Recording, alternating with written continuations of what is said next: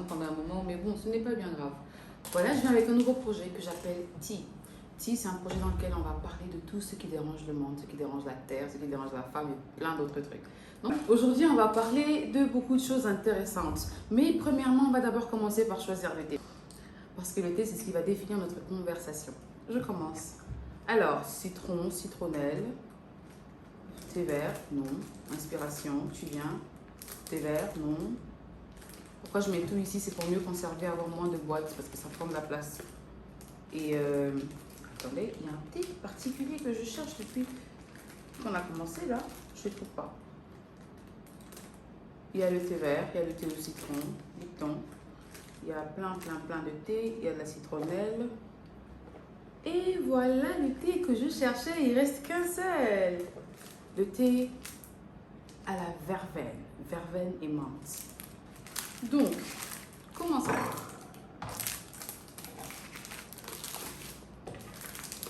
Un bon thé doit s'infuser dans de l'eau pendant un petit moment. Donc, on va commencer par ouvrir. Ouh. Donc voilà, on a le thé là. Oups. Ah voilà. Comme ça, vous voyez bien le fil pendre. Donc voilà, on va le mettre de côté. On ne veut pas que ça dérange. Vous voyez, aujourd'hui, on va parler de la pensée. Je pense donc je suis. Généralement, on se stresse la vie par rapport à ce que les gens pensent de nous. Mais il y a un truc qu'on doit savoir. Peu importe ce que les gens pensent, le plus important, c'est ce que nous pensons de nous. On se laisse souvent affecter par ce que les gens disent de nous, parce qu'on se dit, mais pourquoi cette personne ne me connaît pas? Pourquoi cette personne se comporte comme ça? Pourtant, il sait que je suis différente. Pourquoi? Ça ne sert à rien de se stresser la vie avec des questions qu'on ne peut pas résoudre. Il y a tellement de problèmes, de choses beaucoup plus importantes que de s'inquiéter pour des choses que l'on ne peut pas contrôler, qu'il vaut mieux avoir du temps pour soi. Prendre soin de soi, c'est la base. Et ça commence par ne pas s'occuper de ce que les gens disent. Que tu fasses du bien, que tu fasses du mal, que tu causes du tort, qu'on te cause du tort, les gens vont toujours trouver quelque chose à dire. Comme l'anecdote de l'âne, le vieux monsieur et la femme. Et la jeune fille. La jeune fille monte, les gens disent, mais elle n'a même pas pitié du vieux monsieur. Le vieux monsieur monte, ça, mais genre, le vieux monsieur n'a même pas pitié de la jeune fille. Et après, il laisse l'âne tout seul, mais les deux là sont bêtes, ils ne peuvent même pas utiliser l'âne. Vous voyez, peu importe ce que vous faites dans la vie, les gens vont toujours trouver une façon de critiquer. Donc, ce qui importe le plus, c'est ce que vous pensez. Aujourd'hui, on va un peu s'attarder sur la pensée. C'est quoi la pensée en fait? Il y a Descartes qui dit que la pensée, c'est l'être lui-même. Penser, c'est être. Penser, c'est douter, c'est remettre en question, c'est se poser des questions existentielles. Comme dit Oprah, quand elle parle des questions essentielles de la vie, se demander qui on est, ce qu'on veut réaliser dans la vie, ce qu'on veut faire, notre raison de vivre. Tout commence par la pensée. Avant de voler, tu penses à voler. Avant de réussir, tu penses à réussir. Quand tu contrôles ta pensée, quand tu orientes ta pensée vers un but particulier, quand tu réalises ta valeur et que tu décides de prendre soin de toi par ta pensée, ça se manifeste dans le physique. Pourquoi je dis ça? Je suis passée par beaucoup d'épreuves de ma vie, beaucoup de moments dans ma vie, je suis très jeune, c'est vrai, où j'avais pas confiance en moi. Je me disais non, je ne peux pas le faire. Qu'est-ce que les gens vont penser? Qu'est-ce que les gens vont dire? Et si ma mère le voit? Et si?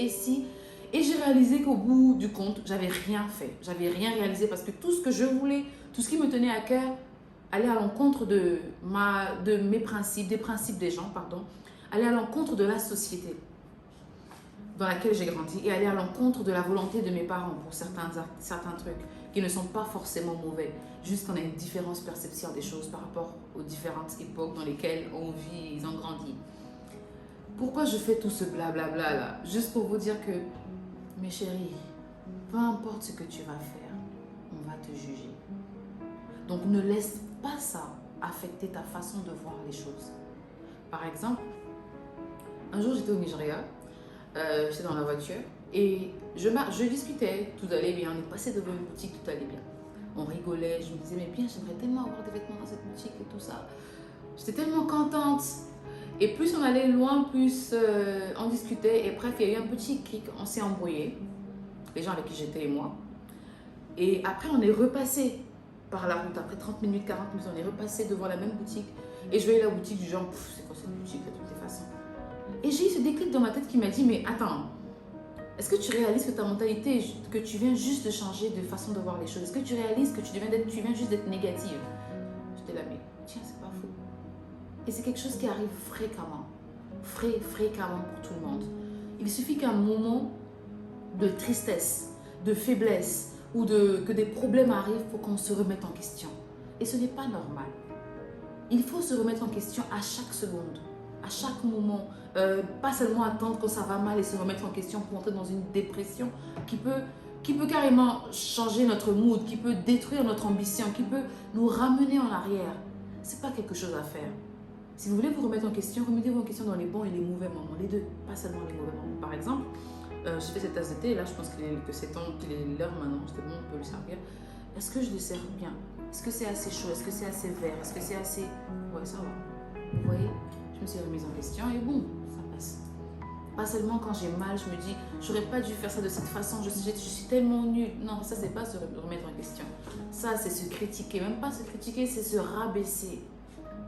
Ce que j'ai commencé à faire, j'ai regardé une vidéo sur YouTube qui m'a donné cette motivation, qui disait, va devant un miroir, mire-toi et regarde. Dis-toi de belles choses. Regarde à travers le miroir. Regarde-toi dans un miroir. Regarde au-delà de ce que tu vois, au-delà du physique, au-delà des yeux. Dans les yeux qu'il y a le regard. C'est dans les yeux qu'on voit la personne. Regarde au-dedans de toi et dis-moi ce que tu vois. Donc je me suis mirée et je regardais. Je me suis dit, j'ai des boutons sur le visage. J'ai commencé à regarder en profondeur. Après, j'ai regardé mes yeux. Je me regardais dans mon regard et j'avançais. Plus j'avançais dans le regard, plus je regardais. J'avais l'impression de voir quelque chose de magnifique. Quelqu'un qui a de la valeur, quelqu'un qui est belle, qui a un esprit et une âme magnifique. Et quand j'ai commencé à voir ça, c'était dans une période où j'avais besoin d'entendre, mais personne n'était là pour me le dire. J'ai dû prendre les choses en main. Et c'est là que j'ai réalisé, mais tiens, tu es une belle personne. Tu as une belle âme, tu as un bon cœur. Les gens profitent, mais tu es une belle personne, une magnifique personne. Il n'y aura jamais deux personnes comme toi. Tu es la seule Jaël de la famille Intel. Tu es la seule. Donc, chaque fois quand tu te réveilles le matin, si tu sens ou à chaque moment de la journée, désolée, quand à n'importe quel moment de la journée, tu sens que tu es à ton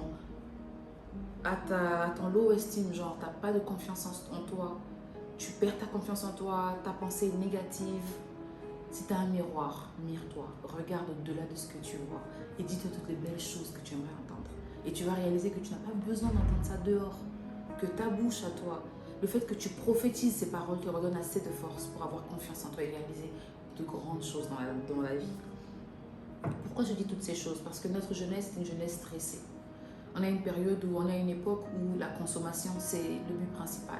Tout le monde veut consommer, tout le monde veut tout et tout de suite. Personne ne veut attendre, tout le monde veut travailler, veut être boss. Après l'université, bref, on a des rêves, on est perdu entre motivation et réalité, on est perdu entre raison et objectif, on est perdu entre ce qu'on veut et ce qu'on voit, on est perdu entre...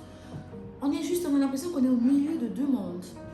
On est presque perdu, mais on ne l'est pas en fait.